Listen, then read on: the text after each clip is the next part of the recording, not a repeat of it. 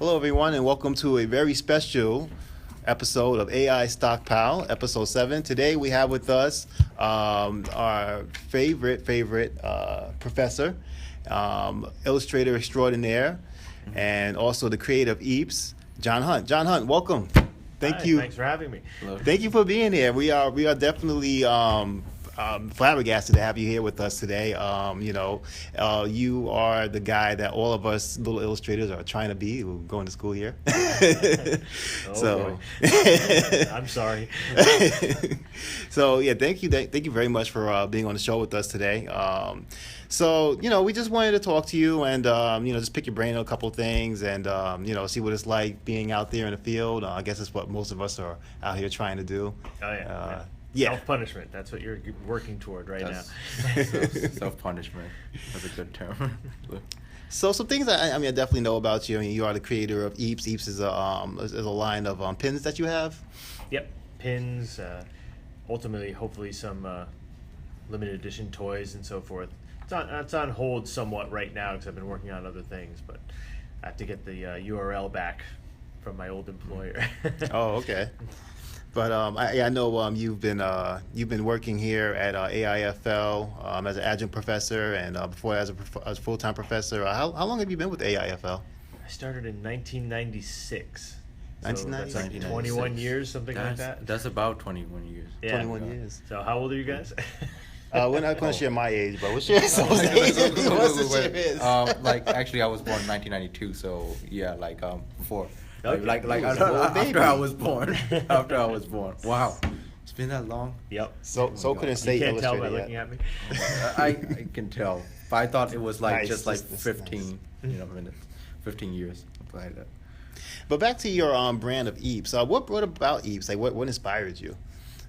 Oh, I was working at a company called Fromby, I'll say their name. He was a Right. former student here that started the company, and they hired me on as an art director. So I was working on helping design pins, working on their comic, basically just art directing anything visual, their advertisements. And we were going to New York Comic Con. I went there a couple of years with them and saw how interested people were in pins. There's Disney pin collectors that are just insane, and the Fromby pin sold really well. So basically, I proposed a line of pins that they would publish and they would manufacture, but I would keep the copyright for it. And so we started off at New York Comic Con, releasing them in October, and they're very kind of creepy Halloween themed, but a little silly. Yeah. So got a good response to that, and eventually they let me go as art director because they went in a different direction with their licensing. They didn't need me anymore, but I kept all the rights to my pins and have all the manufactured products. So I've been selling them on my own at conventions and trying to expand on the collection, and also have an idea for a comic/novel that I'll be working on related to it eventually. Oh, awesome. You know what? Speaking of comic books, when I first met you, it was before I was even a student here. Oh, yeah? Yeah, I met you at, what was it? Tate's Comics. Oh, okay, During, yeah. I think it was during one of their conventions. It was like we're not at the Comic-Con convention Those thing. are fun, yeah. And I was there with my son, and immediately I noticed your work because it was the Eepz line, and I just thought it was so awesome looking at it because I like creepy stuff myself, and a lot of your drawings are very kind of, I don't know what's the word, very dark, yeah, very very dark, cool, kind of edgy look to them, and so I remember looking at this one female character you had that looked kind of like a Dia de Muerte kind of character. Yep. That's actually, I made a pin out of her, and that completely sold out. I only have a couple left. I see why. And I designed a new line based on that, just Sugar Skull type things, and I haven't gone in production with it, but I've made some stickers based on that, which I was selling too. Yeah, that was awesome. I remember picking that up. I picked up the comic book that you did. Well, it was like a collection of all people's works, the I think. free comic they were giving out. Yeah. Right. Yeah, and I remember reading that, and I remember it was like a guy sitting on a toilet or something like Yep. that. That's the dark part of the humor. Yeah. And I remember just meeting you, and I was like, "Oh, dude, I love your work." I didn't know who you were then. I was like, "Dude, I love your work," and he's like, "Thank you." I was like, "Oh, he's such a cool, genuine dude." So, but yeah, that's my first. Yes. Someone compliments me, I like to be nice so I get more. But yeah, so yeah, that was my first experience with that. So yeah, I mean, just to say, basically, not because you're just my professor, like I really do enjoy your work. So it's just really cool Thank you. to be under you now too. You know, as your student. There's an image. Yeah, right. Yeah. And yeah, it's what was I about to say? Oh yeah, so I lost my train of thought here. Good. I do that to my wife too. So we know you are very busy as a freelance illustrator. So what are some projects you're working on now? Like what are some of the things that you're? A lot of different things actually. I'm working on a book cover now for an independent author who's self-publishing. So that was supposed to be done today, which I've already emailed him. Let him know it'll be done Friday. Working on a beer label. There's a company I've been doing some work for them. This one's like a UFO alien type thing, so that's going to be fun. I got contacted by a production company in Moscow the other day, so I'm still trying to figure out if that's actually going to come to anything, but that's kind of cool. That's awesome. It's the power of the internet right there. Wow. I've already done work for a company in Romania and Australia, so when I first graduated from college, it was very limited, the scope of jobs you could get. You had to actually go to New York or go to Chicago and talk to art directors. Now I have my stuff online, and I'm basically talking to the world, which is kind of cool. Yeah, I remember I was first going to school, and my teachers always tell me about taking their giant portfolios with them, going up I did and that down once. different I was like, avenues. never again. I made a small one. And he was like, "Yeah, that's how we got started." And I was like, "Oh, crap." Well, we have like LinkedIn and Indeed.com, you know, the stuff like that. Like, which I don't know, I it's even convenient for me because you know, like I can just like submit upload the resume, something like. I don't need to like go around and stuff like that. Yeah. Yeah, it's perfect. So being an illustrator, I know you was telling me before that you've been drawing since since the 80s, I guess professionally. Yeah, I graduated in 1988. 88. So I was out of school then, and I got my first job at the local AAA office painting a lighthouse for their bulletin just before I graduated. AAA office. Yep. Oh wow. Yes, they're like, That's we need a cool. painting of a That's lighthouse. I'm like, okay, sounds boring. I'll do it. You're paying, I'll paint it. Professor Bing always says money is green.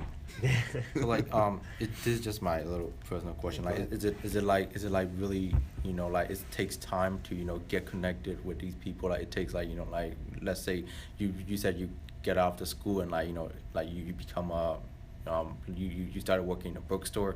And then, is it like, like you have a full-time bookstore, but like from there, it takes like, maybe like 1 or 2 years to, get like connection with like freelancers? Oh, definitely. The thing I never really understood when I was in school was that, yeah, you can have the skill, you can know how to draw, you know what you want to do, but if nobody sees your work, nobody's going to hire you. Yeah. So I had graduated and I'd made friends with a couple of professors and they had introduced me to some people, but at the same time, I'm like, we're all jobs. How come they're not just coming into my lap? And I realized, no, I have to actually talk to people and network and okay. show myself as a reliable person who also has talent, and that would lead to jobs. And so the networking is really at least half of it.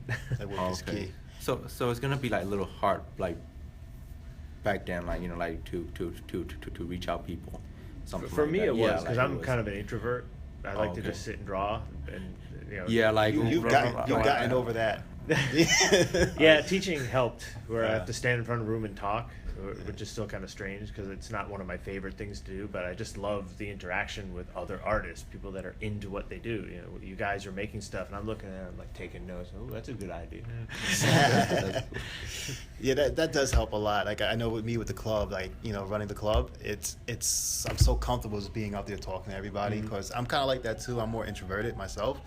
But the thing that helped me out was working at GameStop all those years as a store manager. Like it was swim or die. Yeah, and with something like that, where if you're managing somebody else's stuff, I think you can become a better manager of your own career because you just get yourself in the place where like, yeah, I'm managing this artist. It happens to be me, but and you can get, it's not personal anymore. You don't feel weird or egotistical. You just do what you got to do to sell yourself. Basically, yeah. I mean, my very limited freelance experience I've had, I've noticed me putting on like the store manager cap in a sense. Yep. It's like a lot of things translated over.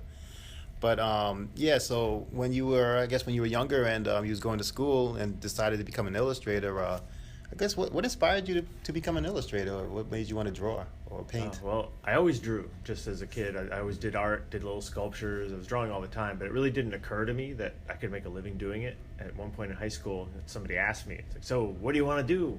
I'm like, "Oh, you mean I can't just keep doing this?"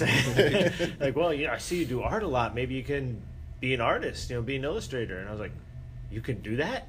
People will pay me to do this?" Yeah, I want to do that. And I ended up running into a guy named Paul Kirshner, who lived next town over from me, and he was the guy that did all the redesigns for the new G.I. Joe packaging back in the 80s. Oh, wow. When they came out with the smaller figures. He did some work for Heavy Metal magazine. He's like, "Yeah, come to my studio." And so I hung out with him for a while. I did some of the Ben Day stuff for him on some comic strips he had in Heavy Metal. Ben Day dots. Yeah. I remember Ben Day dots. And he had a lot of tones on his pages, man. It was crazy.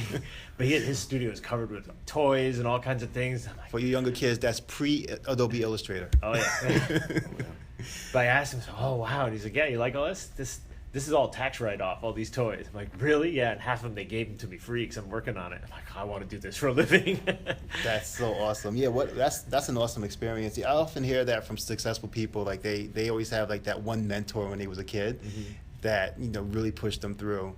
And just making them see that it's possible. I mean, there weren't any other artists in my family. My uncle painted when he was younger, but he gave up on it and went into the military, and he always regretted it. So he gave me his oil paint and set, and was always saying, yeah, keep drawing, your stuff's great." So he was very inspirational. My only person I had was Wizard magazine growing up. That was my mentor. Still got some of those old copies in boxes somewhere. Yeah, I remember the cover where I'm kind of older people, but I remember the cover where it was Todd McFarlane drew it, and it was Spider-Man wearing like the wizard hat and everything like that. I used to love that magazine. Yeah, I submitted to a couple contests with them. Yeah, I never had the what's to do that, but I'd be happy to do it now. But I'm pretty sure that they're not around anymore. Yeah, I think they have a website, and that's about it. So if that. The comic book industry it's not what it used to be. Well, I guess it kind of gotten a lot better since 2008 or 9, since the movies started to really hit, like the Marvel movies and everything. Yeah. And obviously with the TV shows, some of the TV shows are just so amazing. Like Walking Dead, obviously, is just my favorite TV show right now. Black and white comic turned into this huge phenomenon. Who knew? Ninja Turtles. Yep. Well, hopefully what happened with Ninja Turtles doesn't happen with Walking Dead, though. That was scary. Well, I only know that from reading about it. Eastman's not saying that. He's saying, "Yeah, I liked what happened with Ninja Turtles. Fill my wallet." But for us aspiring illustrators, like what words of advice do you have for us as we're up and coming? I mean, so you definitely touched on that a little bit already with some of your questions, but like what other things would you might say, like some pitfalls we might want to look out for, or? Well, there's a lot of, depending on the genre and the type of illustration field you're interested in, there's a lot of things to be careful of, a lot of things to be aware of. I mean, we're talking about comics. It's kind of a weird industry because, superheroes are bringing in a lot of money. The comics aren't so much. The amount of time that an artist has to put into a comic book now, and the colorists, they look really slick and high end, but most of them aren't getting paid what they should be getting paid because the money's coming from the films and from the TV shows. Those are the real money makers that are supporting Marvel and DC, and places like Dark Horse are really good to their creators. So I'd advise, if you're an idea person, go for Vertigo. I think they're still doing it. Oni Press, Dark Horse, where you can own the rights to your property, and you like Hellboy. I mean, the movies were kind of mildly successful, but Mike Mignola made most of the money from that because he owned the rights to Hellboy, and Dark Horse took a piece of it. And that's what normal publishers do. Marvel, you can draw Spider-Man for 20 years, and they'll just shuck you off like an old skin. Yeah, like it just become their become their property. Like, so you got to like be DC. careful. In concept art, similar type of thing, you're going to be working on all these properties where you have non-disclosure agreements. So for like a couple years at a time, people are like, "Aren't you doing any art?" It's like, "Yeah, but I can't show you." And then you don't have time to work on your own portfolio. So, people make a good living doing it, and it's really fun. But I've noticed that in concept art and comics and these things where it's a real grind, eventually the artists just want to do their own thing and kind of get out of that grind. Okay. You got a point. I was just thinking when you were saying that about the disclosure agreements. I have a friend that was going to school just before me, and I mean, he was posting work all the time online, all the time. And then he started working. He went out to LA, started working, and he doesn't post anything anymore. Done. Yeah. I'm like, where's your stuff? I said, I can't post it. It's like, oh, okay. Yeah, I know a few concept artists, and like they'll post regularly, but it's just kind of sketches they've done on their lunch break and stuff like that. One of my former students, Carla Ortiz, finally was able to post like her Doctor Strange designs, but it was a while after the movie came out before she was allowed to. And Nick Hyatt was another one of my students, where he's finally posting his Force Awakens stuff. He did matte paintings and stuff for them. So I kept asking him, when do you post it? And he's like, not yet. They're not letting me. So for all of us illustration majors who may be listening, that's good news. Some of us have gone on to work for Doctor Strange, and that's awesome. It's possible. And it's I had this weird, and everyone does, you get out because you see all the rock stars, whether it's the art industry or the music industry, the authors they're making millions of dollars going on tour. But what you don't see is the thousands and thousands of artists and writers and musicians who are making a living, but they're not all that famous. Yeah. And I actually saw a blog post on this a couple of years ago where the title was, "It's okay to be okay." So it's like, you're not the superstar, but you're making a living. You're supporting your family. You're doing what you love to do. And that's predominantly what most illustrators are doing. They're doing a couple of different types of illustration. I do some corporate work. I do more fun stuff once in a while. I teach. And most illustrators are split like that, where you're kind of multi-careers going at the same time. We're doing graphic design stuff in addition to some illustration. And it's the rare illustrator like Bram, who's worked himself in the position where he's writing and illustrating his own books. And yet if you listen to blogs and podcasts, he'll tell you all the pitfalls and the failures he went through to build up to that. And his name is Brog? Gerald Bram. Gerald Bram, okay. You're familiar with him? Fantasy horror, kind of dark art. Fantasy horror. Oh, okay. Yeah. And that's important. Listen to podcasts, communicate with these other artists, and you'll find out, they're all human. They all had their own issues. We're all going to have our own issues. That's right, everybody. Listen to podcasts. AI Stockpile podcast. Especially this one. Yeah. Once a week. But I guess we'll start to wrap it up a little bit. But I did have a question. Since this is a comic book podcast, what's your experience working with comic books? If you have any, I know you have done some comic book stuff from your website, but what's your experience working with it professionally, I suppose?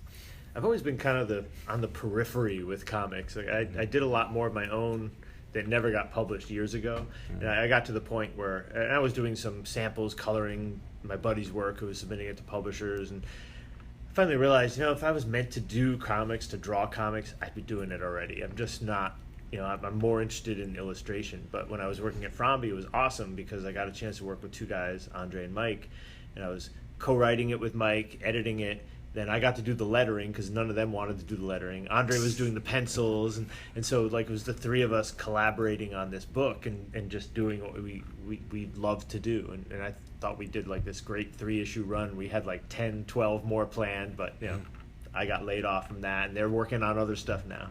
So I've kind of snuck into it that way, and I've actually been coloring a comic for another guy. It's a retelling of the Samson story from the Bible. Oh, cool. And so he's been having selected pages colored by me and by a couple other artists. So I've kind of done weird stuff, and then I do little comic strips of my Eepz characters and things, but no big books or projects in that regard. There are other people that are a lot better than me at that. So no Batman graphic novel. No. We've done some little standalone things for samples for DC in the past, but right. nothing published. I'm just a little curious. So you said you've worked with a couple of the inkers and pencilers, and then hired colorists and hired colorists, something like that. But what if I'm just a little curious because I've faced this situation before where the other artists have different style as me, and what happened is he's gonna give me the inking work and stuff like that, but it's a little hard for me to color. And then is there any how you experience that in the past or something like that? Because you have to be flexible in a way where you have to be able to look at the art and figure out what kind of coloring style it needs to complement it. And that's sort of been the case with the project I was talking about. Child of the Sun is the name of the comic, actually, to advertise it a little. he has like maybe 4 or 5 different artists working on the book, and they're each doing chapters, and so I'll get pages with totally different styles, and I've tried to make the coloring suit the art, but at the same time I'm trying to keep the coloring consistent, so that's the thing that sort of links all the art together. So it's kind of a weird balancing act in that way. But you look at Dave Stewart, who does Hellboy, and you compare it to some of the more superhero books with all the lens flares and the rendering. It's like totally different approach because the art's different. And sometimes you just got to turn a job down. If you think you can't do it properly, it's better to say no than to do it and screw it up and have that be your reputation. Oh, yeah, that's true.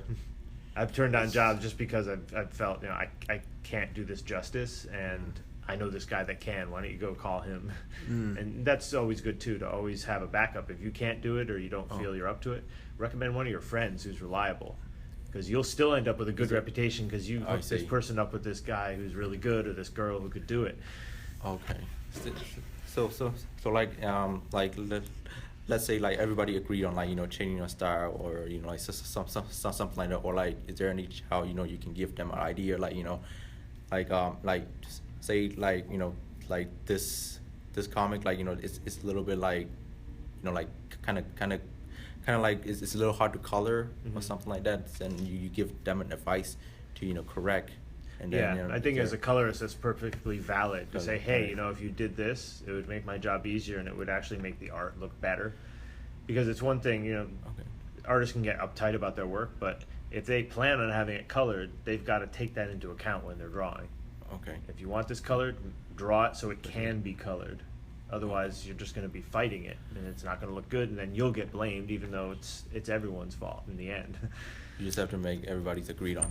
Yeah, I know Juan Fernandez, he graduated from here too. He's coloring for all the big companies now, and in the beginning, he was getting stuff from artists. So it's like, he'd get a panel or he'd get a page that was the wrong size, and he's like, what the hell? And he'd have to fix it. And then, because he'd get in trouble, even though it was the artist that was screwing up the page size and the panels and all that stuff. Wow. So, whoever was last in the pipeline gets blamed for the problem, even if you didn't do it.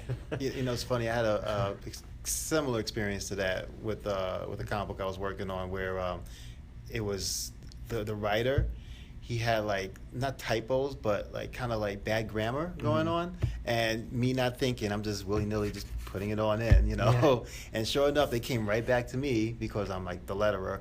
Hey, this grammar sucks, And I'm like, well, okay. And that was what was cool about working on the Frombie comic too. Is if we didn't catch things while I was lettering it, I'd be like, oh, this doesn't fit. I'll rewrite it, because I was one of the co-writers and editors, and I would just run it past the writer and say, hey, does this work? He's like, yeah, that's good. And sometimes we're overwriting it. There's not enough room, or it's describing too much. Since we're all working on it together, we can change it until it's done. Yeah, I definitely learned the hard way. It's okay to check with your writer and your editor. It's like, hey, this especially the editor. sense. The editor will put the fires out especially if you have a conflict with the writer. So I have. Before we go, I have 3 very important questions for you. But before that, I was wondering if you wouldn't mind telling us a little bit about your 26-hour-a-day illustration network on Facebook, which is something that So and I take advantage of. I think it's really, really good. So, yeah, if you wouldn't mind telling us. Oh, yeah. I mean, I really think that networking is important. It's the only reason I have jobs now. And, again, I didn't really learn that in college. And I learned it afterwards, and I think to be able to speak with people in the field that you want to work in, to help each other with leads.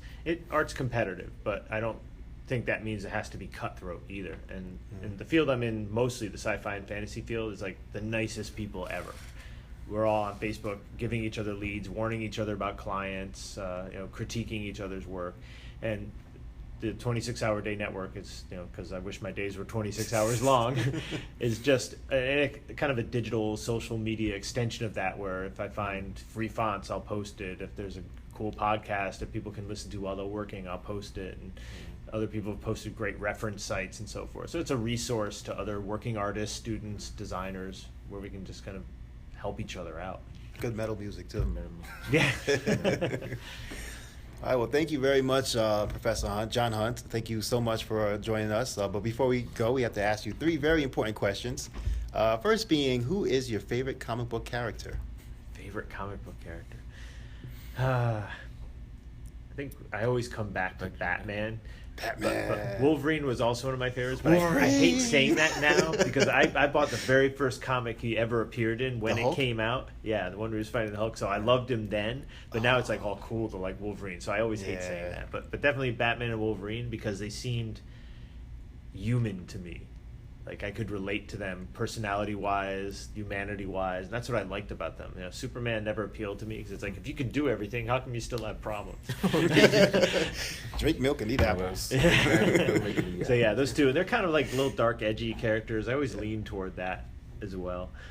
I happen to have the same two favorite superheroes. So and Jean Grey, like the original Phoenix.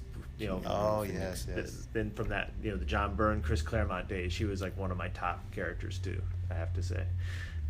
And what's your favorite TV show? My favorite TV show. I hardly ever watch TV. What am I watching now?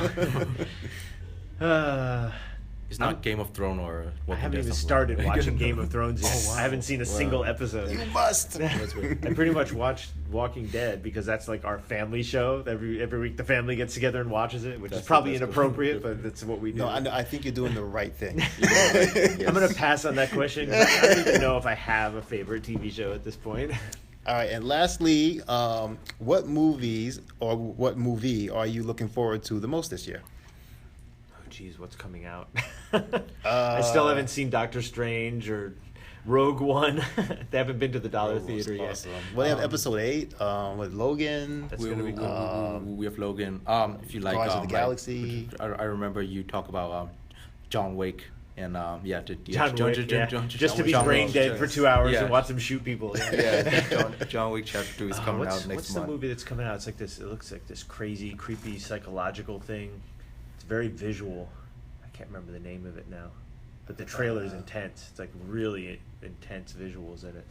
Really intense. Very psychological. It's like a psychological thriller. Yeah, but it's like kind of creepy, like horror looking too at the same time. Oh, I think it's The Cure for. Oh, the Cure for Wellness. The Cure for Wellness. Yeah. Oh yeah. I don't know really much about it, but I saw the trailer and I was like, oh man. That looks badass. Yeah, that does. I want to see that. As too. an artist, it's like this is like every frame's a painting.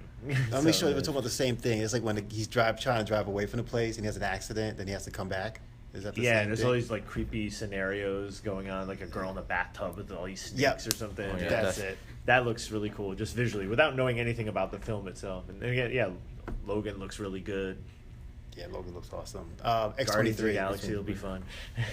And just letting you know, like I just saw the movie called Split, and That looked good, was it? That actually was like a not really bad movie at So all. M. Night I mean, has yeah, come like back? at my somehow 15 years. kind of come back after Made a good 15 years movie. of like we have seen Avatar. Whatever. Airbender. Yeah, like Airbender. I was never like, saw wow. it. What was the last one he did before that? It was bad. It was like a found footage one too. It was The Visit. Yeah, The Visit or something. The Visit, Yeah, that was bad. But I always remind I that, you know, skipped that one. I never saw that one. Saved yourself a lot of time. You know, but 2 hours I'll never get back. but I always remind myself, like, the last one he did is the Unbreakable, because, you know, Unbreakable was awesome. Yeah, That was that's a one really good, you know. Yep, Alex Ross did all the stuff for it. Yeah. And that's pretty much it. So we have a parting gift for you, John Hunt, for joining us today. It's issue 2 All right. of AI Stockpile, signed by So and I. Oh, right. I'll put it right next to my issue 1. It may be worth money one day if Soa becomes famous. I'm retiring. You're retiring? I've had enough. I'm done. I was going to go do art. Oh, wait, I do that already. Well, I'm the one who's gonna get out of here first. So, I'm graduating this quarter, so. Excellent. Yeah. Any part of like wisdom you want to talk about? For Any like, parting words for us? Like Basically, for, I like, mean, I just wrote a column about this, but definitely, people say, don't, follow your dreams. It's, be practical. I think you can do both. Be practical while you're following your dreams. You heard it from the professor, folks. Yep, that's right. Yeah. Hey, thanks again so much. All right, guys, thank you once again for joining us for another episode of AI Stockpile. We'll be back next week. All right, peace.